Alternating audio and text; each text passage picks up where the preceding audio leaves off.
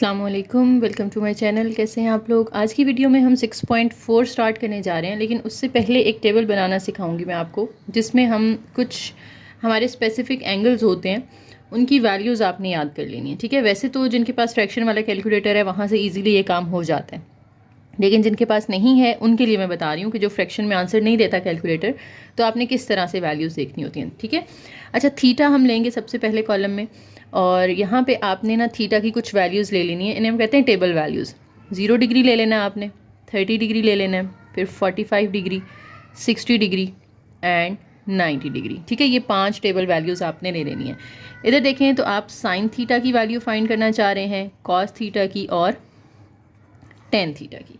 यानी आप ये देखना चाह रहे हैं बेसिकली कि साइन 0 क्या होता है, साइन 30 क्या होता है, साइन 45 की वैल्यू क्या होती है, साइन 60 एंड साइन 90 की वैल्यू। इसी तरीके से कॉस 0 की वैल्यू, कॉस 30 की value, cos 45, cos 60, cos 90 and same goes for 10। ठीक है, अब इसका जो सबसे आसान तरीका है ना वो ये है कि आपने थोड़ा सा, मैं पहले रफ में करवा देती हूँ।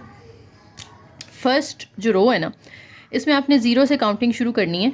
0 1 2 3 4, क्योंकि 5 कॉलम है ना, 0 1 2 3 4, ये आपने 4 नंबर लिख लेने। सबको डिवाइड कर देना है 4 पे, सबको 4 पे डिवाइड कर दिया। 0 ओवर 4 करेंगे तो ये तो 0 आ गया। 1/4 ऐसे ही रहेगा। 2/4 की कटिंग हो रही है, 1/2 आ गया। इसकी कटिंग नहीं हो रही, ये वैसे ही आ जाएगा। 4/4 की कटिंग होगी तो ये 1 रह जाएगा। ठीक है, आपने क्या किया है, 0 से 4 तक काउंटिंग लिखी है, फिर सबको 4 पे डिवाइड कर दिया और सिंप्लीफाई कर लिया। अब इन सब का स्क्वायर रूट ले लें। 0 का स्क्वायर रूट लेंगे तो 0 आएगा, इसका स्क्वायर रूट लेंगे, 1 का स्क्वायर रूट तो 1 होता है, 4 का 2 हो जाता है। इसका स्क्वायर रूट लेंगे, 1 का स्क्वायर रूट 1 होता है और 2 का स्क्वायर रूट पॉइंट्स में आता है, इसलिए हम उसको वैसे ही रहने देंगे। 3 इसका स्क्वायर रूट लें तो 3 का स्क्वायर रूट वैसे ही रहेगा। 4 का स्क्वायर रूट लेंगे तो 2 आ जाएगा। फिर 1 है, 1 का स्क्वायर रूट लें तो वो 1 आ जाता है। अब 0 1/2 1/√2 ये सारी तरतीब से इधर लिख लें। 0 1/2, फिर आया 1/√2, फिर आया √3/2, फिर आया हमारे पास 1।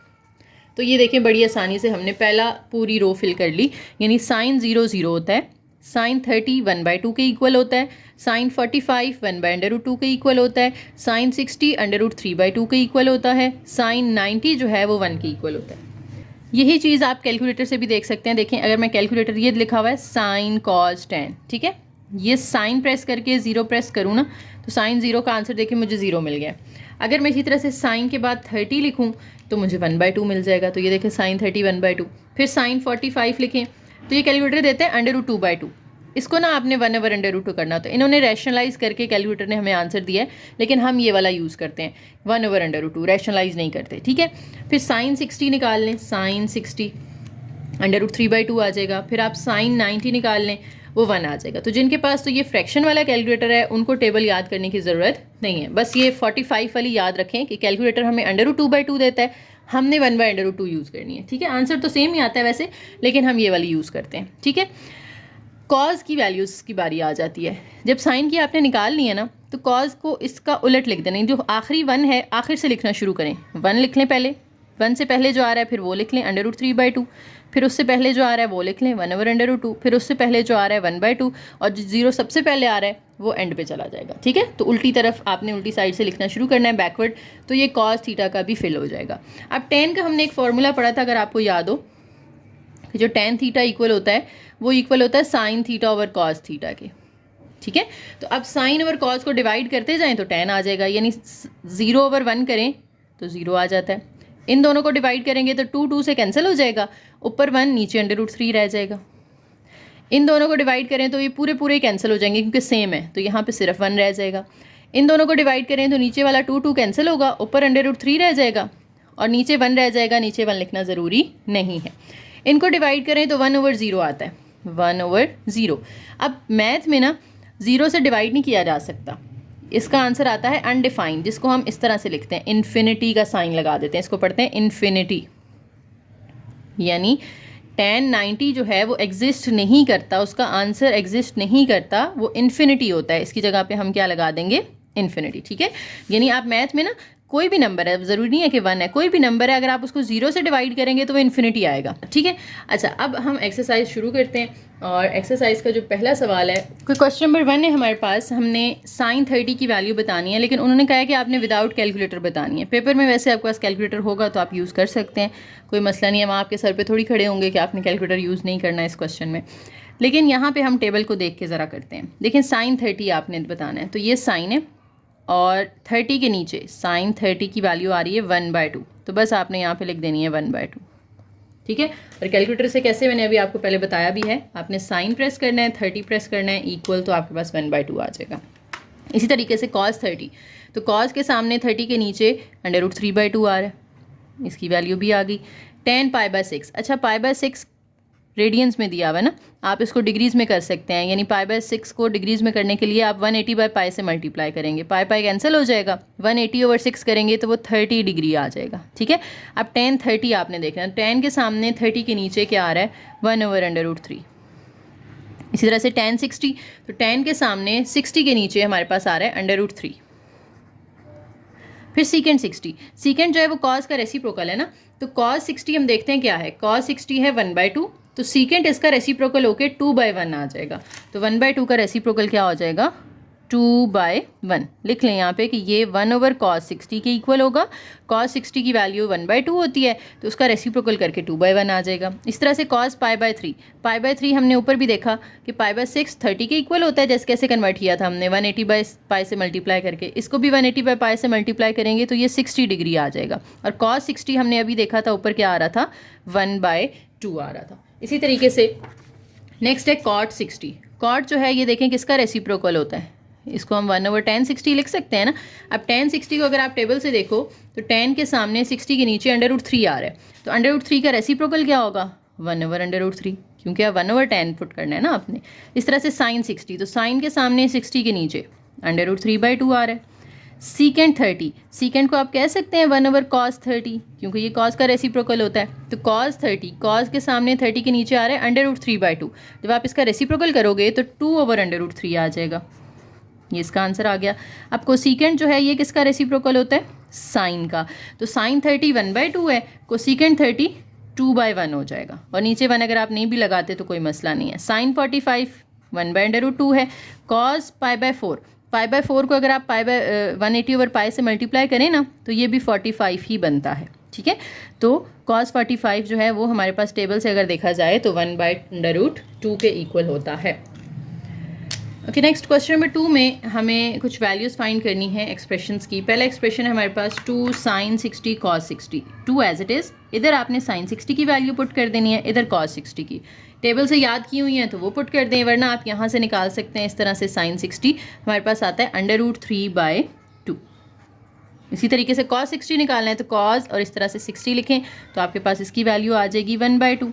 अब ये 2 और 2 तो कैंसिल हो गए, इधर ऊपर वाले नंबर आपस में मल्टीप्लाई हो जाएंगे, √3 1 से मल्टीप्लाई होगा √3 आ जाएगा, नीचे एक सिर्फ ये 2 रह गया तो ये हमारा आंसर हो जाएगा, ठीक है। तो बहुत आसान सा है, सिर्फ आपने कैलकुलेटर से वैल्यूज़ निकालनी है, पुट करनी है, अगर कोई कटिंग वगैरह होती है तो वो कर लें, बाकी आपका आंसर होगा। नेक्स्ट है 2 cos π/6 sin π/6। अब यहाँ पे π/6 किसे कहते हैं, आपको पता है कि इसको 180/π से हमने मल्टीप्लाई करना है, तो ये बन जाएगा cos 30 डिग्री। इसी तरह से इस π/6 को भी जब आप डिग्रीज़ में करेंगे ये भी 30 डिग्री बन जाएगा। अब इनकी वैल्यूज़ पुट करनी है cos 30 की और sin 30 की, ठीक है। तो आप इस तरह से यहाँ से निकाल सकते हैं, cos 30 लिखें, आपके पास √3/2 आ जाएगा। इसी तरह से sin 30 की भी सेम आप कैलकुलेटर से निकाल सकते हैं, वो 1/2 आ जाएगी। अब आप देखें यहाँ पे ये 2 अगेन कैंसिल हो रहा है, ऊपर √3 आ गया और नीचे 2 रह गया, तो ये आपका आंसर हो जाएगा। नेक्स्ट है हमारे पास 2 sin 45 degree plus 2 cos 45 degree. तो sin 45 की वैल्यू होती है 1/√2 plus 2 as it is, cos 45 की होती है 1/√2। मैंने आपको बता दिया ना कैलकुलेटर से कैसे फाइंड करनी है, आपने वहाँ से फाइंड करके लिख लेनी है। अब देखें यहाँ पे इस 2 के नीचे तो कुछ नहीं है, तो ये 2 ऊपर 1 से मल्टीप्लाई होगा और नीचे √2 वैसे ही आ जाएगा, प्लस ये 2 भी अंदर 1 से मल्टीप्लाई होगा और नीचे √2 वैसे ही आ जाएगा। देखें दोनों सेम हैं, दरमियान में क्या आ रहा है प्लस। जब प्लस या माइनस होता है फ्रैक्शंस के दरमियान तो हम एलसीएम ले लेते हैं ना, डिनोमिनेटर सेम है वो एक दफ़ा लिख लें, ऊपर वाले भी सेम हैं तो वैसे ही आ जाए। जब डिनोमिनेटर सेम होते हैं तो ऊपर वाले वैसे ही आ जाते हैं, क्रॉस मल्टीप्लाई नहीं करते आप, ठीक है। 2 + 2 कितना हो जाएगा 4/√2। अब आप इतना छोड़ दें तो भी ठीक है, और आप चाहें तो आगे रैशनलाइज भी कर सकते हैं। आपकी बुक के पीछे जो आंसर दिया हुआ है ना, वो रैशनलाइज करके दिया हुआ है, तो आप इसको रैशनलाइज कर लें। किससे मल्टीप्लाई कर देना है आपने? √2/√2, यानी डिनोमिनेटर से मल्टीप्लाई भी कर दें, डिवाइड भी कर दें। अब 4 अंदर मल्टीप्लाई हो जाएगा तो 4/√2 आ जाएगा। नीचे √2 दो दफ़ा है तो उसका स्क्वायर हो जाएगा। अब स्क्वायर √रूट से कट गया, ऊपर आ गया 4/√2 और नीचे 2 है। अब 2 और 4 की कटिंग कर दें तो ये 2/√2 रह जाएगा। तो ये आपका आंसर आ गया। एक और तरीका भी है, इसके साथ ही मैं कर देती हूँ यहाँ पे। अगर आप वही कैलकुलेटर वाली वैल्यू यूज़ कर लेते, ठीक है, अनदर मेथड, उसमें क्या है कि आप 2 लिखें और sin 45 की जो मैं कैलकुलेटर आंसर दे रहा है ना, रैशनलाइज किया हुआ आंसर, आप वो पुट कर लें। sin 45 वो क्या आ रहा था? √2/2, वो लिख लें, plus 2 as it is. cos 45 का भी हमें वो √2/2 ही देता है। इससे ज़रा क्या होगा, आपका और छोटा हो जाएगा आंसर। देखें 2 2 कट गया, सिर्फ √2 रह गया, प्लस ये 2 2 भी कट गया, सिर्फ √2 रह गया। अब जब आप इन दोनों को ऐड करेंगे तो ये 2/2 आ जाएगा। तो आंसर तो सेम आ रहा है। तो मेथड आपको जो इजी लगे आप वो यूज़ कर सकते हैं। आपको बस sin 45 cos 45 की ना दोनों वैल्यूज़ याद रखनी पड़ेंगी, 1/√2 वाली भी और √2/2 वाली भी। जो MCQs में पूछें आपको फिर पता हो, आप एक याद करें तो ये ना MCQs में दूसरी आ जाए तो आप कंफ्यूज हो जाएं। ओके, नेक्स्ट हमारे पास है जी sin 60 cos 30। तो sin 60 की वैल्यू होती है हमारे पास √3/2 और cos 30 की वैल्यू भी √3/2 होती है। वो पुट कर दें, दरम्यान में प्लस है। फिर cos 60 की वैल्यू आपने देखना है, cos 60 हमारे पास होता है 1/2, sin 30 जो है वो भी 1/2 होता है। अब दो सेम नंबर्स मल्टीप्लाई हो रहे हो तो हम स्क्वायर कर लेते होते हैं ना, √3/2 का स्क्वायर आ जाएगा, ये भी 1/2 का स्क्वायर आ जाएगा। अब ये स्क्वायर √रूट से तो कट जाएगा, 3 ऐसे ही आ जाएगा, लेकिन 2 का स्क्वायर लेंगे तो वो 4 हो जाएगा, क्योंकि 2 का तो कट नहीं हुआ ना, सिर्फ 3 का √रूट के साथ स्क्वायर कट हुआ है। 2 का स्क्वायर आपने खोल लेना है। प्लस यहाँ पे 1 का स्क्वायर 1 होता है, 2 का स्क्वायर 4 होता है। अगेन दो फ्रैक्शंस हैं, दरमियान में प्लस या माइनस है तो एलसीएम ले सकते हैं। यहाँ पे 4 आ जाएगा, ऊपर 3 + 4 एज इट इज़, क्योंकि डिनोमिनेटर सेम था। 3 + 1 करेंगे 4 आएगा, नीचे भी 4 है, कटिंग करते हैं तो हमारे पास 1 आंसर आ जाता है।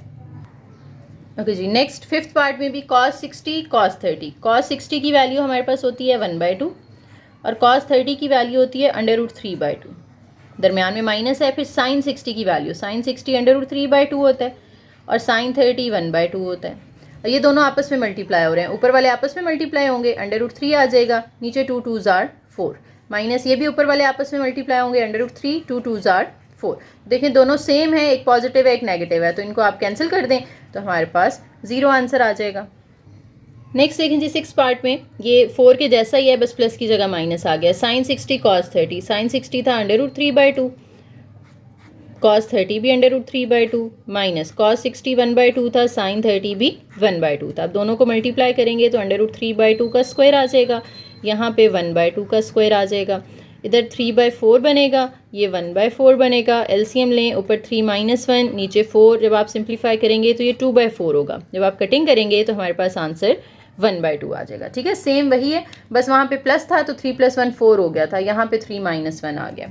नेक्स्ट पार्ट 7 जो है ये 5 के जैसा है, बस माइनस की जगह पे प्लस है। तो cos 60 की वैल्यू थी 1/2, cos 30 की वैल्यू है √3/2, प्लस sin 60 √3/2 होता है और sin 30 जो है ये 1/2 होता है। अब इनको आप मल्टीप्लाई करें, 1 √3 से मल्टीप्लाई होगा, 2 2 से मल्टीप्लाई होगा, इधर भी √3 आ जाएगा, नीचे 2 2s are 4। अब दोनों एलसीएम ले लेंगे ना, डिनोमिनेटर सेम है तो एक दफ़ा लिख लेंगे, ऊपर भी √3 प्लस √3 वैसे ही आ जाएगा। जब आप दोनों ऐड करेंगे ऊपर तो ये 2 √3 और नीचे 4, 2 और 4 की कटिंग कर दें, ऊपर √3 और नीचे 2 आ जाएगा, तो ये आपका आंसर होगा।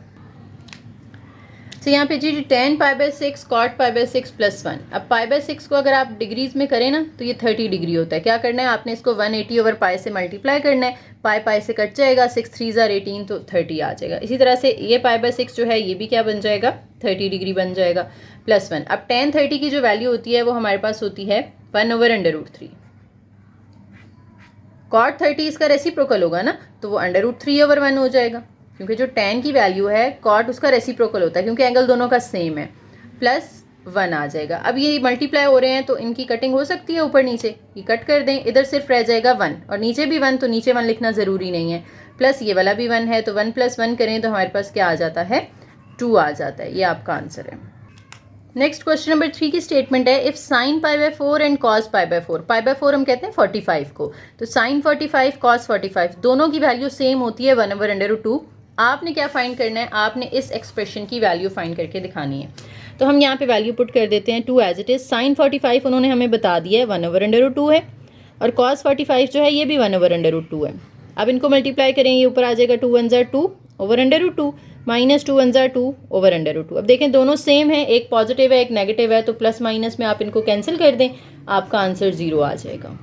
यहाँ पे भी बस आपने वैल्यूज पुट करनी है और सिंप्लीफाई कर लेना है। 3 एज इट इज कॉस 45 की value 1/√2 plus 4 as it is sine 45 की वैल्यू 1/√2। अब 3 अंदर मल्टीप्लाई होगा तो 3/√2।